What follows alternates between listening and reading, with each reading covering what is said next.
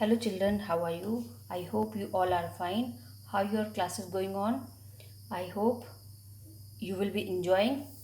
So, in previous video I have explained the functions of accounting. Functions of accounting means how the accountancy is working. Bookkeeping, accountancy and accounting. I have explained the difference between the bookkeeping, accounting and accountancy. I hope you all will be cleared. So, and next topic was distinction between bookkeeping and accounting also. I hope these concepts you have cleared. So today I will explain the types or subfields of accounting. So let's start. Types or subfield of accounting. Management nowadays requires various types of informations to perform its function more efficiently. इसका मतलब है कि आज के time में management हम ये बहुत सारे जो वेरियस टाइप्स हैं इंफॉर्मेशन के उसको कलेक्ट करता है और उनको परफॉर्म करता है, और जिससे वो चाहता है कि जो मैनेजमेंट हमारा है वो डे बाय डे क्या करे, एक ग्रो करे। हमारे मैनेजमेंट की हेल्प से हमारी जो फर्म है वो ग्रो करे और एक बेटर रिजल्ट, एक अचीवमेंट हमें लगातार वहाँ पर मिलता रहे।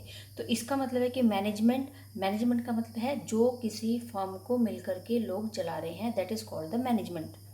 और जो वो आदमी है वो है मैनेजमेंट मेंबर्स। जो भी वहाँ पर डिसीजंस होंगे, जो भी वहाँ पर आइडियाज़ यूज़ होंगे, जो भी वहाँ पर मोटिवेशन होगा, जो भी ऐसी एक्टिविटीज़ होंगी वो सब मैनेजमेंट की थ्रू से की तरफ से अपने एम्प्लॉयज़ के लिए, अपने जो फर्म के जो लोग हैं उन सब के लिए होंगे कि क्या स्ट्रेटजीज़, क्या योजनाएं हमें अपने लिए, अपनी फर्म के लिए, अपने फर्म में काम करने वाले लोगों के लिए बनाने चाहिए, क्या रूल्स और रेगुलेशंस होने चाहिए, किस तरह से उनको फॉलो करना चाहिए। तो ये सब चीज़ें जहाँ डिक्लेयर होती है, जो इनको जस्टिफाई करता है, उसे हम मैनेजमेंट कहते हैं। तो management nowadays require various types of information to perform its function more efficiently. कि आज के टाइम में मैनेजमेंट बहुत सारे तरीक़ों को यूज़ कर रहा है अपने बेटर मैनेजमेंट को बनाने के लिए, और उसका असर भी देखने के लिए कि उसका जितना ज़्यादा फंक्शन अच्छे होंगे, जितने ज़्यादा फंक्शन को हम प्रोसेस में यूज़ करेंगे, उतने ही इफ़िशिएंटली वो मूव करेगा और उसके रिजल्ट भी बहुत अच्छे होंगे। ब्रांचेज ऑफ अकाउंटिंग, अकाउंटिंग की ब्रांचेज क्या हैं? एज फाइनेंशियल अकाउंटिंग, या हम इसको टाइप्स भी कह सकते हैं, types of accounting as financial accounting, cost accounting, management accounting and tax accounting etcetera. First, I have explained the financial accounting.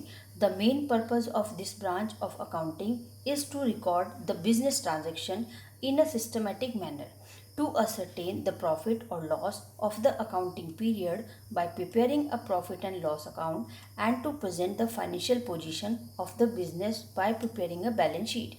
ये मैंने आप लोगों को पहले ही बताया है कि फाइनेंशियल अकाउंटिंग का मतलब जैसे यहाँ पर बताया जा रहा है कि फाइनेंशियल अकाउंटिंग एक जो पर्पज़ है अकाउंटिंग का, उसका मेन मोटिव है कि अपनी फर्म को काम करना और वहाँ पर एक सिस्टमेटिक मैनर को मेंटेन करना, जिससे हमें इन फ्यूचर जो प्रॉफिट है या जो लॉस है उसे हम निकाल सकें, उसको हम कैलकुलेट कर सकें।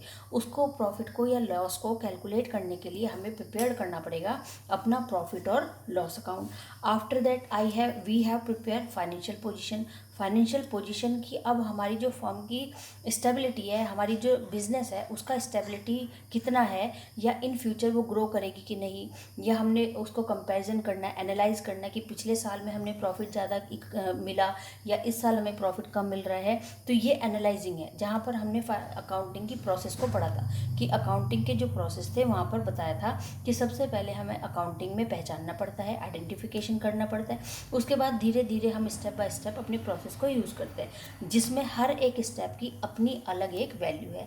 तो कोई भी स्टेप ऐसा नहीं है जिसको हम अपनी मर्जी से क्या कर सकते हैं, मॉडिफिकेट कर सकते हैं। तो वहाँ पर हम मॉडिफिकेशन उन प्रोसेस के स्टेप्स के साथ नहीं कर सकते। जिस तरह से वो स्टेप्स हमें अकाउंटिंग प्रोसेस में यूज़ करने के लिए कहे गए हैं, हम उसी तरह से उसको यूज़ करेंगे तो हमारे पास एक बेटर रिजल्ट जो है फॉर्म के पास वो निकल करके आएगा, कंक्लूजन जो है वो बेटर होगा। तो यहाँ पर बताया जा रहा है कि financial accounting, the main purpose of this branch of accounting is to record the business transaction in a systematic manner. यहाँ पर बताया है कि जो फाइनेंशियल अकाउंटिंग है उसका जो एक सिस्टमेटिक मैनर है, उससे हमें एक सिस्टमेटिक मैनर में अपनी सभी बिजनेस ट्रांजेक्शन को, एक साल में हमने जो भी बिजनेस ट्रांजेक्शन जिसके साथ भी किए हैं उन सभी को रिकॉर्ड करना है। टू असर्टेन द प्रॉफिट और लॉस, किसके लिए रिकॉर्ड कर रहे हैं हम अपने प्रॉफिट के लिए या फिर लॉस के लिए। अब यहाँ पर प्रॉफिट और लॉस को कैलकुलेट करने के लिए हमें बनाना पड़ेगा अपना प्रॉफिट और loss account, and to present the financial position of the business by preparing a balance sheet. After that we have prepared for a financial position as a balance sheet. वहाँ पर हम कहेंगे कि जो भी प्रॉफिट या loss था वो तो हमारे पास कैलकुलेट होकर के आ जाएगा प्रॉफिट और लॉस अकाउंट से। उसके बाद जब हम बैलेंस शीट बनाएंगे तो बैलेंस शीट में हम दिखाएंगे कि हमारी एसेट्स और हमारी जो लायबिलिटीज़ है वो सब इक्वल है और डिफरेंसेस नहीं है। This branch of accounting provide information required by the management and various other interested parties. जब हमारे पास इस तरह का रिकॉर्ड आएगा तो वो सारी इन्फॉर्मेशन हम अपनी प्रोवाइड करेंगे अपने मैनेजमेंट को और अदर पार्टीज़ को जो भी उसके लिए इंटरेस्टेड होंगी। Example is, if an employee is traveling on a business trip, they can make cash transaction on meal and lodging and incidental expenses. यहाँ पर अब बताया है कि फाइनेंशियल अकाउंटिंग का एक एग्जांपल है कि यदि कोई एम्प्लॉय किसी फर्म में काम करता है और वो एक ट्रैवलिंग एक यात्रा करने जा रहा है और जो यात्रा उसकी बिजनेस ट्रिप मतलब अपने बिजनेस के किसी काम से वो कहीं पर जा रहा है, किसी ट्रैवलिंग पर जा रहा है, तो जो भी उसमें ट्रिप में जो भी उसके खर्चे होंगे they can make cash transaction, वो सारे खर्चे वो कैश में कर रहा है। और मील्स खाने के लिए, रहने के लिए, इंसिडेंशियल एक्सपेंसेस अगर कोई हो जाता है तो इस तरह के खर्चे क्या हैं, फाइनेंशियल अकाउंटिंग। फाइनेंशियल का मतलब जहाँ पर जो खर्चे हमने पैसे से किए, जो भी खर्चे हमने पैसे वहाँ पर कैश को यूज़ किया या बैंक को यूज़ किया, पैसा दे रहे हैं या पैसा ले रहे हैं, वो सभी हमारे क्या हैं, फाइनेंशियल अकाउंटिंग में रिकॉर्ड होंगे। जैसा यहाँ पर एग्जांपल में कहा कि अगर एक आदमी अपने बिजनेस ट्रिप पर जा रहा है और उस दौरान जो भी वो खर्चे करता है उन सभी खर्चों को वो कैश में पेमेंट करता है तो that is called the financial accounting. तो हम उसको फाइनेंशियल अकाउंटिंग कहें। Second is cost accounting. The main purpose of cost accounting is to ascertain the total cost and per unit cost of goods produced and services rendered by a businessman. It also estimates the cost in advance and help the management in exercising strict control over cost. यहाँ पर coast accounting का मतलब है कि जब कोई trader, जब कोई व्यापारी किसी प्रोडक्ट को मैन्युफैक्चर्ड करता है, बनाता है, उस प्रोडक्ट उस गुड्स का प्रोडक्शन करता है। गुड्स का मतलब है यहाँ पर अकाउंट में सामान, कि अगर वो किसी गुड्स के किसी सामान को मैन्युफैक्चर्ड कर रहा है, सामान को बना रहा है, तो उस पर वहाँ पर टोटल कॉस्ट उसकी कितनी होगी और या फिर उसकी सिंगल यूनिट कोस्ट कितनी होगी। इसका मतलब है कि सपोज एक जूते के व्यापारी ने जूता बनाता है तो वो हो गया हमारा ट्रेडर, बिजनेसमैन, वो जूता बनाता है। अब वहाँ पर एक जोड़ी जूते को बनाने के लिए सपोज उसके 100 रुपये खर्च होते हैं, तो इसका मतलब कि एक जोड़ी जूता अगर एक व्यापारी बना रहा है तो उसको 100 रुपये खर्च करने हैं। अब यहाँ पर इसने कहा कि अगर उसने 100 पेयर ऑफ शूज़ प्रिपेयर कर दिए तो यहाँ पर टोटल कॉस्ट, लेकिन जितना ज़्यादा प्रोडक्शन होता चला जाएगा उतनी उसकी कॉस्ट क्या है, कम होती चली है। क्योंकि जैसे अगर सपोज आप सब्जी मंडी में गए, सब्जी मंडी में आपने जा कर के देखा और आपके पास जो सेलर है वो बैठा है और आपने उससे पूछा कि भैया आलू के रेट क्या है। उसने आपको कहा कि मैडम 20 रुपीज़ पर केजी। और आपने कहा अगर मैं 5 केजी खरीदूँ तो कितने का होगा, तो उसने कहा कि मैं आपको 15 रुपीज़ पर केजी दे दूँगा। तो इस तरह से आपने वहाँ पर जस्टिफाई किया कि अगर हम किसी प्रोडक्ट को सिंगल यूनिट में खरीदते हैं तो उसकी कॉस्ट अलग है, लेकिन अगर हम उसकी बहुत सारा स्टॉक खरीद रहे हैं, बहुत सारी क्वांटिटी में हम उसको परचेज़ कर रहे हैं तो उसके रेट क्या हैं, कम हो जाएंगे। तो इसी तरह से यहाँ पर बताया जा रहा है कि कोस्ट अकाउंटिंग भी एक ऐसी अकाउंटिंग है जहाँ पर हम पर यूनिट कोस्ट की जो कोस्ट है उसको भी कैलकुलेट करते हैं, और जब हम उसको टोटल जितना भी हमने प्रोडक्शन किया है टोटल प्रोडक्शन पर भी अगर हम कोस्ट निकालते हैं तो वहाँ पर इस तरह की कोस्ट को हम कोस्ट अकाउंटिंग कहते हैं। Goods produce and services rendered by a business. अगर कोई आदमी एक ही आदमी को कोई सर्विस प्रोवाइड कर रहा है तो वो वहाँ पर क्या होगा, उसकी सिंगल कॉस्ट होगी। लेकिन अगर वो सर्विस सभी को एक जैसी प्रोवाइड कर रहा होगा तो वहाँ पर उसकी कॉस्ट की भी अकाउंटिंग जो है वो चेंज होगी। तो इस तरह से सिंगल कॉस्ट की हमने यहाँ पर यूनिट की जो प्राइस लेवल है उसको निकालना है, उसकी कॉस्ट को चेक करना है।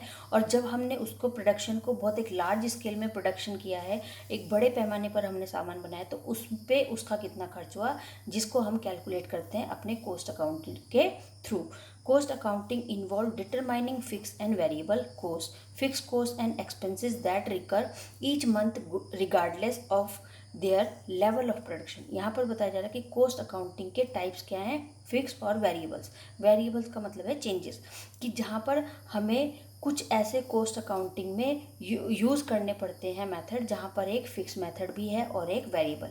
इसका मतलब है जहाँ पर कह रहा है कि fixed cost are expenses that recur each month regardless of level of production. Example like depreciation, rent, interest on loan. Suppose एक आदमी ने बैंक से लोन लिया है, अब वहाँ पर उसको जो लोन लिया है उस पर उसको पर मंथ या एनुअली इंटरेस्ट जो है वो पे करना पड़ेगा, जिसको हम चेंज नहीं कर सकते। सपोज बैंक ने कहा है कि 10% का जो रेट है वो आपको देना ही पड़ेगा एज ए इंटरेस्ट अपने अगेंस्ट लोन के। तो अगर वहाँ पर अब जो 10% है और आप बैंक से कह रहे हो या रिक्वेस्ट कर रहे हो कि इस जो परसेंटेज है इसको चेंज कर दिया जाए, तो ऐसा नहीं होगा। तो इसका मतलब है वो फिक्स कॉस्ट है, तो जो आपको अपने लोन पर देनी ही पड़ेगी। अगर कोई रेंट पे रहता है तो रेंट पे सपोज उसका 5000 पर मंथ का रेंट है, तो वहाँ पर आपकी मर्जी से अब वो रेंट कम या ज़्यादा नहीं होगा। इसको हम कहेंगे फिक्स रेंट, जो आपको देना ही पड़ेगा अगर आपको उसके रूम की सर्विस चाहिए तो। इसी तरह से वेरिएबल कॉस्ट का मतलब है कि जहाँ पर हम चेंजेस कर सकते हैं वो हमारे वेरिएबल कॉस्ट बन जाते हैं। Next is Management accounting. The main purpose of management accounting is to present the accounting information in such a way as to assist the management in planning and controlling the operations of a business.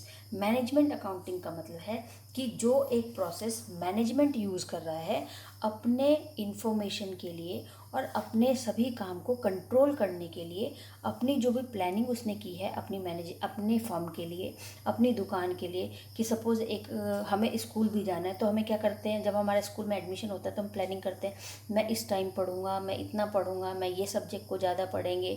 तो हर चीज़ के लिए हमारी क्या होती है, एक planning होती है। उसके बाद हमें कंट्रोल भी करना है कि हम बहुत ज़्यादा खेले नहीं, हम बहुत ज़्यादा घूमे नहीं, हम बहुत ज़्यादा टीवी ना देखें। तो ये सारी चीज़ें इसी तरह से मैनेजमेंट, अगर एक मैनेजमेंट को अपना जो मैनेजमेंट सिस्टम है वो बेटर करना है, वो बहुत अच्छे से स्मूथली मूव कराना है, तो उसको सबसे पहले प्लानिंग, कि आपको अगर कोई काम स्टार्ट करना है नया तो आपको प्लानिंग करनी पड़ेगी। कंट्रोल क्या करना पड़ेगा कि वहाँ पर हम आपके ऊपर पैसा बहुत ज़्यादा उधार ना हो जाए, बहुत ज़्यादा पैसा आप इस तरह जो क्रेडिटेशन है, जो उधार के ट्रांजैक्शन वो आप ज़्यादा यूज़ ना करें। लोगों के साथ इंटरेक्शन की भी एक लिमिट है, या अपने वर्कर के साथ किस तरह के रूल्स और रेगुलेशंस बनाएं। तो हर चीज़ के लिए मैनेजमेंट को क्या करना पड़ता है, एक प्रोसेस को यूज़ करना पड़ता है और कुछ एलिमेंट्स को भी यूज़ करना पड़ता है अपने मैनेजमेंट को बेटर मूव कराने के लिए। तो यहाँ पर बताया जाए the main purpose of management accounting is to present the accounting information in such a way as to assist the management in planning and controlling the operation of a business। यहाँ पर मैनेजमेंट कह रहा है कि जो भी management ने अपनी फर्म में इंफॉर्मेशन कलेक्ट की है, उस इंफॉर्मेशन के लिए या उस मैनेजमेंट सिस्टम को को अप्लाई करने के लिए वहाँ पर सबसे पहले उसने प्लानिंग की है, और उसके बाद धीरे धीरे वहाँ पर कंट्रोल भी है। अपने जितनी भी ऑपरेशन का मतलब एक्टिविटी, बिजनेस के अंदर जितनी भी एक्टिविटी होंगी, मान लिया सपोज आपने एक साल में जो भी कोई काम करना है, उस काम को आप कैसे करेंगे उसके लिए आपने प्लानिंग भी कर रखी है। उसके बाद वो कितना काम करेगा, कितना काम नहीं करेगा, ये किस तरह से काम करेगा, ये सारी चीज़ें भी आपने वहाँ पर कंट्रोल करनी है। Example, Raj is the CFO of for a manufacturing company. Raj एक CFO है अपनी मैन्युफैक्चर मतलब किसी एक कंपनी में जहाँ पर किसी प्रोडक्ट का मैन्युफैक्चर होता है, वहाँ पर वो उस कंपनी में CFO है। Every day Raj deal with financial decisions that could make और ब्रेक द कंपनी। यहाँ पर हर दिन वो अपनी कंपनी के अंदर जो भी फाइनेंशियल, जो भी पैसे से रिलेटेड डिसीजंस हैं उनको लेता है और उनको डिसाइड करता है, डील्स करता है कि किस तरह से हमें अपने जो प्रोडक्शन है उसको सेल करना है, कितना हमें क्रेडिट यूज़ करना है, अगर फर्म को टाइम टू टाइम पैसा चाहिए या इन्वेस्टमेंट कराना है किसी से, तो किस तरह के डील्स वो अपने लोगों के साथ, अपने कस्टमर्स के साथ करेगा। अबाउट इस profit, cash standing and cost, जिसके लिए वो ये सभी डील्स किसके लिए कर रहा है कि उसका प्रॉफिट फ्यूचर में कैसे बढ़ सकता है, उसके लिए वो लोगों से राय लेगा। कितना बढ़ा सकते हैं, कितनी लिमिट हो सकती है, हमारे रिसोर्सेज में हमें कितना प्रॉफिट मिलना चाहिए। तो इस तरह से अपने प्रॉफिट को बढ़ाने के लिए, अपने प्रॉफिट को स्टेबल करने के लिए, कैश स्टैंडिंग का मतलब है कि कितना कैश उसके पास है, कितना कैश होना चाहिए, कितना कैश वो जनरेट कर सकता है दूसरे अदर रिसोर्सेज से, और कॉस्ट, और कितनी कम से कम किसी प्रोडक्शन की कॉस्ट रखें जिससे वो बेटर रिजल्ट भी दे और बहुत ज़्यादा कॉस्ट भी ना हो, जिससे कस्टमर उसको अवॉइड भी ना करे। तो इस तरह से इन सभी चीज़ों के लिए जो काम करती है वो है हमारी मैनेजमेंट अकाउंटिंग। जो मैनेजमेंट अकाउंटिंग है वो हमारे मैन्युफैक्चर से लेकर और हमारे सेल तक सभी जो एलिमेंट्स हैं उन पर काम करती है, जिसे हम मैनेजमेंट अकाउंटिंग कहते हैं। Next is tax accounting, the branch of accounting which is use for tax purpose is called tax accounting. जो भी ब्रांच हमारी टैक्स के लिए काम करती है, टैक्स पर्पज के लिए काम करती है, that is called the tax accounting. Example, income tax, sale tax. जैसे हमारी इनकम आ रही है रेगुलर, तो उस इनकम पर कितना टैक्स हमें गवर्नमेंट को देना है, कब देना है, किस तरह से देना है, तो ये सारी चीज़ें हमारे लिए कौन डिक्लेयर कर रहा है, वहाँ पर टैक्स डिपार्टमेंट। तो टैक्स डिपार्टमेंट हमसे जो भी इनकम हमें प्रोवाइड कर रहा है, जो भी इनकम हमारी जनरेट हो रही है, उस पर हम उसको टाइम टू टाइम जो टैक्स है वो पे करते हैं, जिसे हम टैक्स अकाउंटिंग। तो वहाँ पर जो टैक्स डिपार्टमेंट है वो हमसे जो टैक्स ले रहा है, सेल, हमारे सेल पर या हमारे मैन्युफैक्चर्ड पर या हमारे परचेजिंग पर या हमारे इनकम पर, तो वो सारे टैक्स क्या हैं जहाँ पर हम टैक्स की अमाउंट को इंक्लूड करते हैं और उसमें से कुछ डिडक्शन कर देते हैं। तो जहाँ पर सिर्फ टैक्स के बारे में बात हो रही है कि टैक्स किस तरह से पब्लिक पर अप्लाई करना है, कितना अप्लाई करना है और उनको कितनी लिमिटेशन या कितना फ्री होल्ड रखना है, तो ये सब चीज़ें हमारी टैक्स अकाउंटिंग में कैलकुलेट होती है।